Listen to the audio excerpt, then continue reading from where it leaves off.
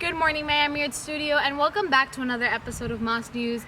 Today is Wednesday, January 20th, and Moss News starts now.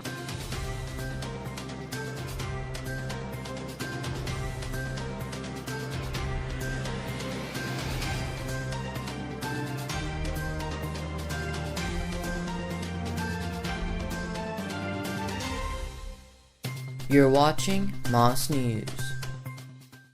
As the COVID-19 vaccine is being distributed, it is now more important than ever to stay updated on all the latest health news. Here's Victoria Lara with some updates and reactions on the COVID-19 vaccine. Vaccines to help prevent the coronavirus disease are perhaps our best hope for ending the pandemic. But as the U.S. FDA begins authorizing emergency use of COVID-19 vaccines, people likely have questions. Hi, I'm Victoria Lara reporting for Mass News. In 2020, scientists raced to produce safe and effective coronavirus vaccines. Researchers are currently testing 68 vaccines in clinical trials on humans, and 20 have reached the final stage of testing.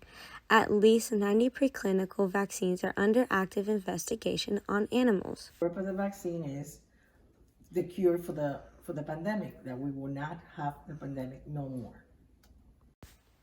It typically takes a few weeks for the body to build immunity after vaccination. It's possible a person could be infected with the virus that causes COVID-19 just before or just after vaccination because the vaccine has not had enough time to provide protection. We still don't know everything about how the vaccine works, but we will make sure to keep you guys informed. Reporting for Mass News, this has been Victoria Lara. After many long months of being stuck in a pandemic, many of us need some refreshers on proper protocol and what you should do if you or your family test positive for COVID-19 or gets quarantined. Here is Isabella Mendez with some refreshers on what you should do. If and when a student gets COVID, it affects themselves and everyone around them. Not only does the student that got COVID have to follow a certain procedure, but everyone that they have been in contact with as well. If students get quarantined, here are some things you should know. Try getting tested. If the results show positive, you must call the school to ensure other students' safety. To keep family members safe, wear a mask inside the house, social distance yourself from others, and wash your hands after every event. If it is necessary to go out in public, make sure to wear your mask properly, sanitize your hands before you leave and after you get back home. Even if you tested negative for COVID-19, still follow these procedures to prevent the spread of the virus in case you did come in contact with someone infected. Please stay safe. I'm Chelsea Arkin, signing off. Many small businesses have found themselves greatly impacted over the past few months by COVID-19. Here's how some local businesses have been able to push through these tough times. With COVID-19 affecting many small businesses, others have had a boom in business. According to research, 31% of small businesses have been affected by the pandemic. One local shop that has expanded has been Unbelievable.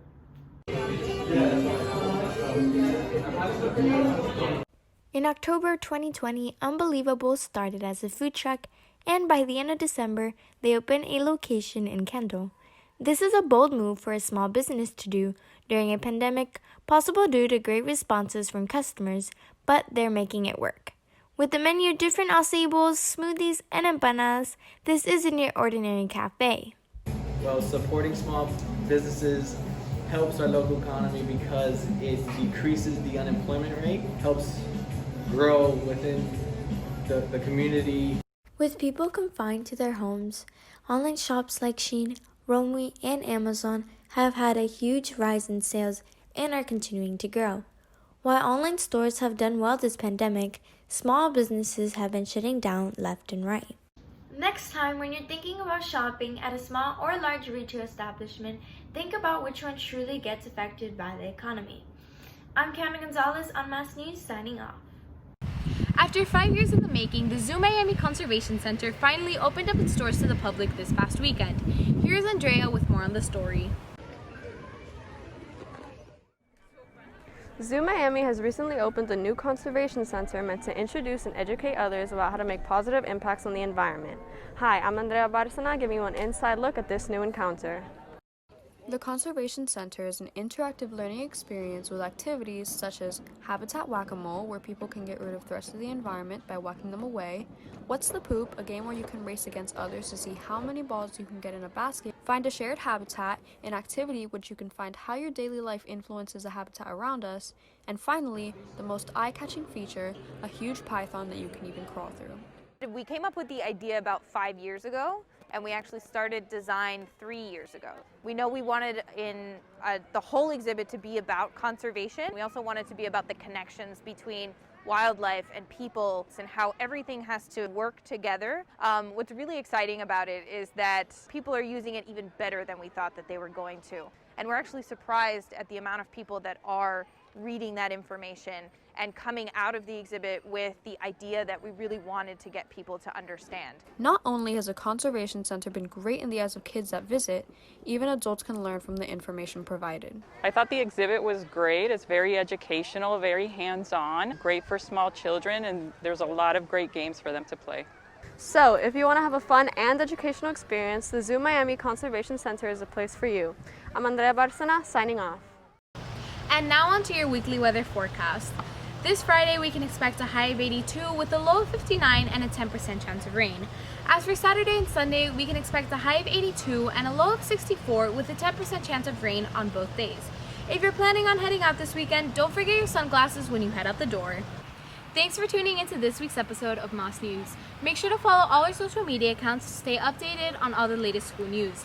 I'm Micaela Robaina, signing off.